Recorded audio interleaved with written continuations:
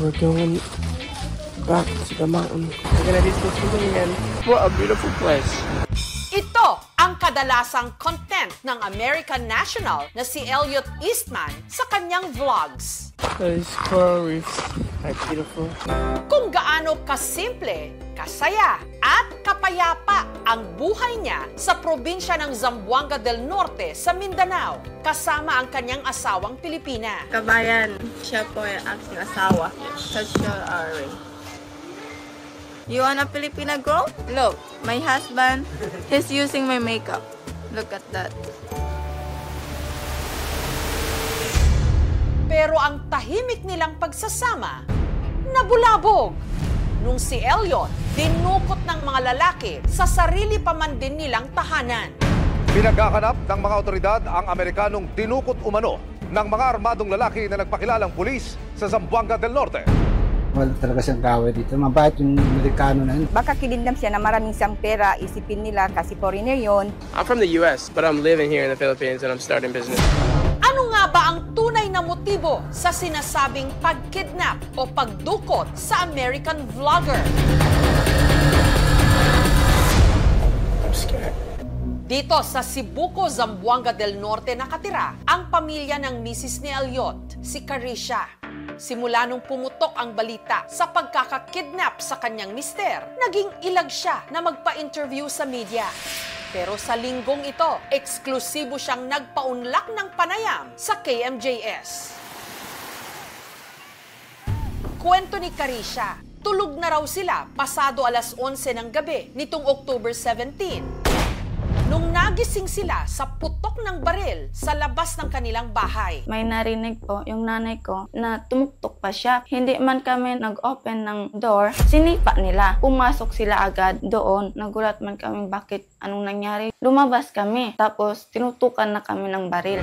Ang mga suspect nagpakilala raw na mga pulis. Sabi nila, ito, nagbebenta to ng shabu. Tapos yung nanay ko, hinawakan siya. Sabi niya, Sir, ano po ang kasalanan ng anak ko? Nagsalita na sila, saan yung American? Siya yung nagdadala dito ng shabu. Kaya tindog nila ako bihayan, diyan nila ako mondon. Halawang, sinbilikan. Siyuntok na hindi magtuoy, inugangan ko. Ibang pagyan ko, ayaw!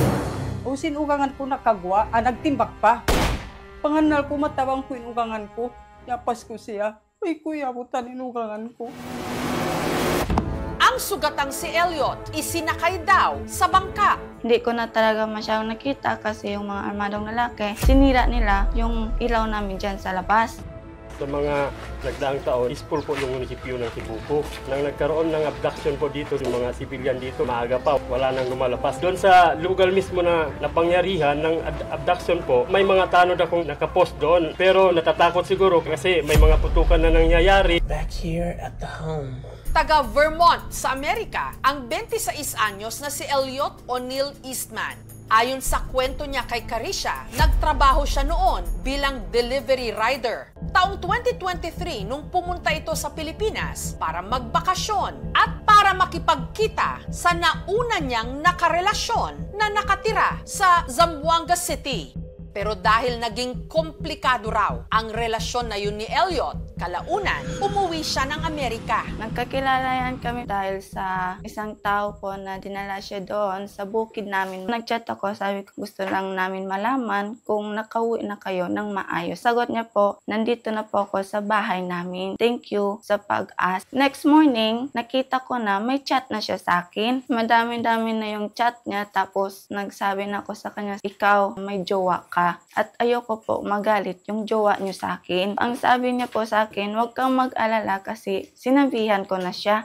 Ayoko pong makipag-away sa ibang tao dahil lang sa isang lalaki. Ang madalas nilang pagchat-chat ni Carisha naging daan para sila'y nagkamabutihan. Tinanong niya ako kung pwede daw yung mag-live-in. Ang sabi ko, sa rules po ng Muslim, hindi pwede ang mag-live-in. Dapat pakasalan muna. Nagtanong siya sa akin, magkano yung dowry sa Muslim? Tapos ang sabi ko, Sir, hindi ako makasagot niyan. Kung gusto mo mag-usap sa magulang ko, pwede naman. Kalaunan, bumalik ng Sibuco si Elliot at June 23, ikinasal sila ni Carisha.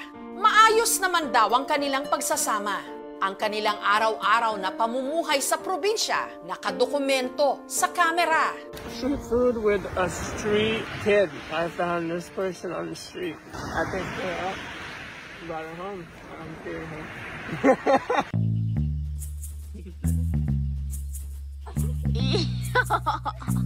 Happy relationship po kami. Maalaga din siya. Kung may problema, magtanong din siya para malinawan yung lahat. Ayaw niya kasi yung parang mag-away-away. Check out my store, you guys. It's my business. See, it's pretty nice. And then the Wi-Fi and the solar, I think I spent a total like 130K or something. Bukod sa kita sa pagva-vlog, si Elliot nakapagtayo ng sari-sari store, pandagdag sa kanilang income na mag-asawa. I can't make as much money here as I can in the US, but it's, it's just for fun. I get to stay here with my wife. It's not really always about the money. Ito po, sir, yung pinagawa ng asawa ko na tindahan. Pero dahil banyaga o foreigner ang kanyang nakatuluyan, si Carisha hindi raw nakaligtas sa makakating dila. May nabasa ko, sabi nila, ay, ang pangit-pangit ng asawa, ang gwapo ng Amerikano, bakit nagkagusto sa kanya? Sabi lang sa akin ng asawa ko, huwag kang mag-overthink. Kung ano ikaw, yung nagustuhan ko. Kahit foreigner siya, hindi po pera ang habol ko sa kanya.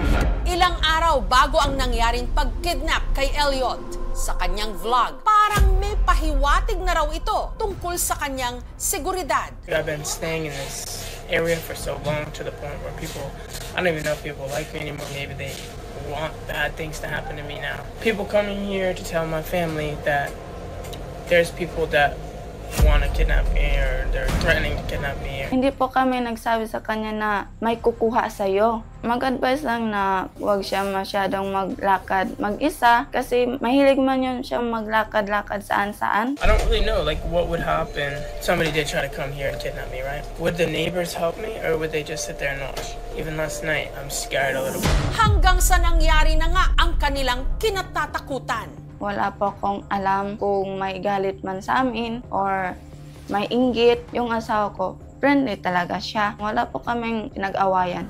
Kaya wala raw silang ideya kung ano talaga ang dahilan ng pagdukot kay Elliot. Bakit nila gagawin ganon? Ang asawa ko, foreigner siya, pero hindi po siya mayaman. I'm scared. Samantala, ang PNP sa Cebuco, mariing pinabulaanan na sangkot sila sa pagdukot kay Elliot.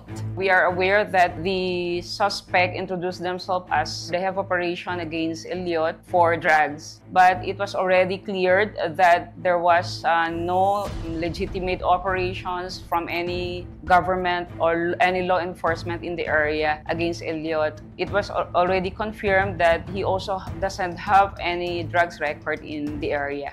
Agad daw silang nagsagawa ng investigasyon. Hanggang nitong October 27, sumuko sa mga otoridad ang isa sa mga suspect na naging daan para sumurrender ang dalawa pa nitong kasama. Meron na tayong 8 na identified suspects. Yung 3 ay nasa custody na ng task force. Yung 5 po yung hinahanap pa ng ating authorities. Base sa tala ng PNP, dati na raw talagang may criminal records ang mga suspect. But we don't have actual demand as of this time from the abductors to the family nor to the authorities.